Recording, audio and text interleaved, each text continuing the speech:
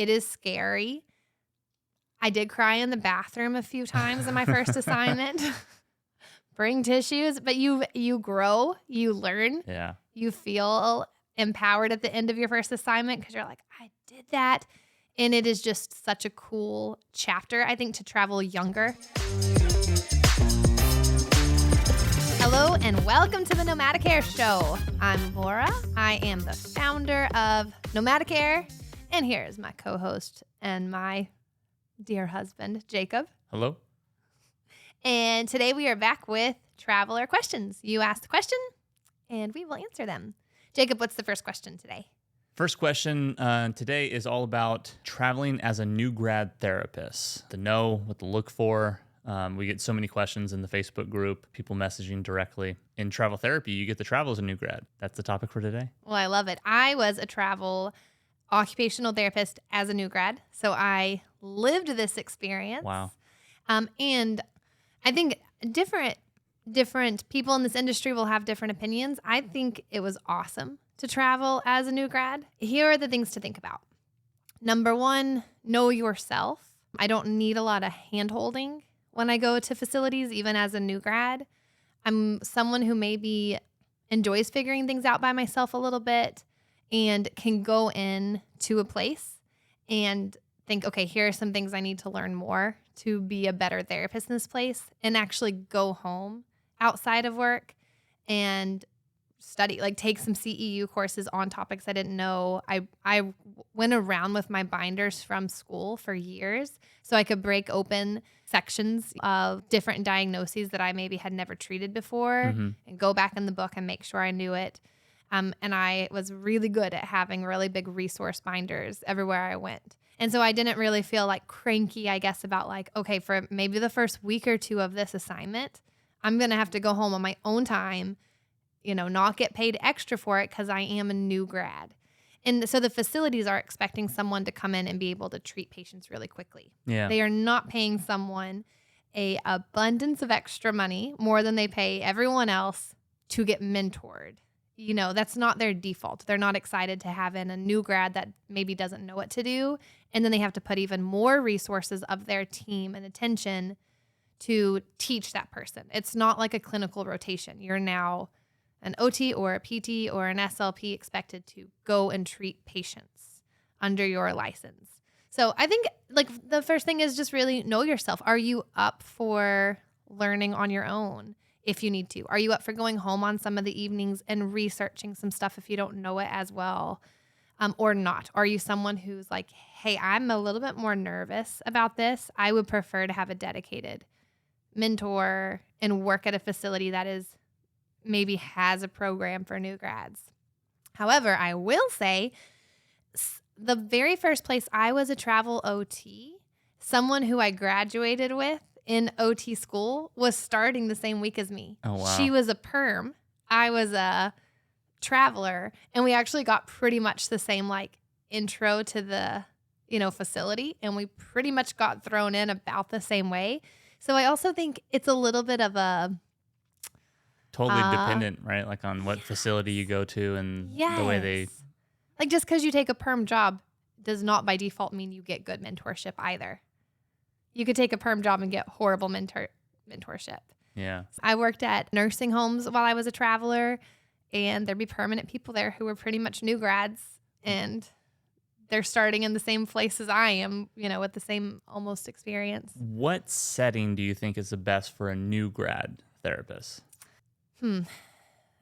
I think it could be, I think this is another one where it's dependent on the facility. So this is an odd one for me. As a new grad, I worked in home health, which is counterintuitive. Not my very first assignment, but in the first year. Yeah. In home health, you're working by yourself, so you by default don't have another OT next to you at all. You go into someone's house by yourself. You would think it, but it's funny. The home health one had so much orientation. I got multiple weeks of training with an OT where I rode alongside the OT until they put me on my own. I had never got as much of an introduction and orientation and making sure I knew documentation and than I did in home health. And so by the time I was on my own, I actually was like, I really do understand this documentation system. I understand the clients I'm going to see and the diagnoses. And so, and they had like really good mentorship in that, like I could go to the office when I needed to and ask questions and, get different equipment from there. So I was shocked that home health was not as bad as I expected as a new grad. So you could potentially do home health and ask in the interview, like, what's your orientation look like? But I've heard that from many therapists, like home health has amazing orientations versus other disciplines where you might literally start in a SNF and see patients on the very first day. They did not throw me into it for home health. So do you think skilled nursing would be the toughest setting to go in as a new grad? No, not necessarily. I don't know. So let me think. There's schools. Schools I thought was a pretty you got a good chunk of support. I liked schools, and then you were there for a lot longer than 13 weeks. So you really have time to get to know everything, maybe more grace period, I guess. Yeah. Schools I thought were great. Nursing homes kind of are tough because they expect high productivity, which means you need to see patients quicker, faster, less time to kind of process and think. You got to do documentation really quick. So nursing homes might be tough. Outpatient, there's less job availability. It's harder to get a job as a new grad in outpatient because they're going to have their choice from non-new grads to pick from more likely. Yeah.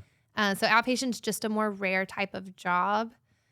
And then there's like the hospital settings. There's like acute care, inpatient rehab. Yeah, which is what I started in acute care and loved it because I only had 4 patients a day and I saw them multiple times a day in that first setting. So that was really nice. You see them for a long stretch of time, multiple times a day. And then I've done, different hospital settings where you see lots of different patients. Yeah. Or I guess inpatient rehab I did for the long ones. And then the acute care, you see lots of people back to back to back. So I don't know. I know I'm just kind of talking about random settings, but I can't even say like this one for sure is the worst. I guess if I had to pick, SNF is probably the worst, but you kind of have to rip that Band-Aid off at some point, like most travelers do if you travel a long time, because there's just so many more jobs in SNF. Yeah, I think that I probably didn't even pick one, but I think it also depends on the place you go. Yeah. So I think if I was to say the more important takeaways and tips is in the interview, make it very clear you're a new grad. Don't try to undersell yourself. You can sell like, I did this as a clinical rotation, or I'm passionate about this patient population because of this. You can let them know up front. I know I'm a new grad, and that might be more intimidating for you to pick me, but I can assure you I'm a self-starter. I'm going to research at night if I need to. Things to make you more desirable to be chosen. Yeah. Versus people who aren't new grads, they might pick them if they don't have if they have the choice. But then ask them, be like, what if I do have a question? Who is going to show me documentation if I don't know it? What if there's a diagnosis I've never treated before on the spot? You could ask them questions to see kind of, is there any kind of support system there? I think you could go into the Facebook group, like our Facebook group, and even ask, hey, who's worked somewhere as a new grad and loved it? It was like a really cool experience for you. And they might give you names of places that they've worked as a new grad and liked. Because you might, as a newer traveler, rather than be super picky and say, hey, I'm only going to go to, Maryland to be close to my grandma, you might say, hey, I'm going to go travel to facilities who I know are new grad friendly for the first year, explore a little bit. Because if you're going to be a new grad and make yourself say, I'm only going to do this setting and only in this state, you might only have one job opening in that whole area if you're lucky. And then if they pick you as a new grad, I don't know. It might be a really bad, there's bad assignments, It seems like a career hack, where you can, as a new grad, you get to travel to, like you said, instead of focusing on the location or the pay or whatever the case is, focusing on where can I develop the most at the best facilities in the entire country, right? Go around and pick. It seems like, especially early on in your career, you could develop so many unique skills. Yeah. And say you were really passionate about making this your career for a long term, I know some people, take chapters in their career, right? Work a couple of years. But if you were like, hey, I want to be the best OT or the best PT, seems like the ultimate opportunity just to be like, oh, okay, there's this amazing, outpatient clinic in Utah. There's this amazing skilled nursing facility in Montana. There's this amazing school and whatever. If you want to like develop multi kind of discipline, or if you just want to focus on outpatient and go to the best outpatients that you can find across the country, it seems like this cool way, especially early on. And early on in any career, you're like, all right, I got to gain experience, knowledge, and kind of get momentum going. And then once you progress in your career, you get the, optimize for whatever you want to optimize, pay, location. I love that. I feel like not enough travelers focus on that as their like focused, going into the groups and being like, where did you develop clinically the most? What assignment? Yeah. What assignment like did you feel like you had a lot of teamwork and you like miss your coworkers so much? Like things where they like travel because the facility is where they want to grow clinically, make sure they get re-energized and passionate about being an OT and a PT and an SLP versus, feeling like you're on the assembly line of a nursing home. I mean, there's great nursing homes out there too, but some of them are not. I want to throw in this sub question to this too, because I see it come up a lot before we wrap on this topic. Is there any difference in pay between new grad and an experienced therapist? You go into a facility, do new grads get paid less? They have less negotiating power? How does that work? So typically the way pay works is it would be the same. Usually what happens is a facility says, I'm willing to pay this much per hour for the bill rate. The staffing agency will take that bill rate number, make a pay package for you. So the amount of money the staffing agency is getting from the facility is equal for a new grad or someone experienced, which is why the facility typically will choose someone more experienced versus the new grad if they have lots of options. They're like, hey, we're already paying for it. Like they're not getting a discount. Now there are sometimes the recruiter might say, hey, look, you're a new grad. What we can do as a strategy is submit you to this job and say you're willing to take a lower bill rate to make you more attractive. Now the facility might have a reason to pick you, but usually the recruiters don't do this strategy. And if they do, you should be in the loop about it. Or maybe the facility comes back every now and then and says, hey, look, we'll take this person, but I see they have no experience. We want to pay less. So every now and then that happens. So if your recruiter's saying it's happening, it's not like, oh, they're definitely lying. That does happen sometimes. But I would say the majority of the time, it's just the bill rate is what it is. And the staffing agency is making pay packages off of that bill rate, no matter what your experience is. Sweet. Anything else you want to add to the topic? I would just say, if you want to travel as a new grad, go for it. It is scary. I did cry in the bathroom a few times in my first assignment. Bring tissues, but you grow, you learn. Yeah. You feel empowered at the end of your first assignment because you're like, I did that. And it is just such a cool chapter, I think, to travel younger. Like if you want to travel at 22 years old around the country, you have no ties to anything. Yeah. And it's just so fun. So I think the down parts of it and the scary parts that might hold you back and make you take a perm job in your like city you grow up in, I personally say just if you want to do it, go do it. You'll figure it out. Yes, parts of it will suck, but who cares? It's great. It was fun. And I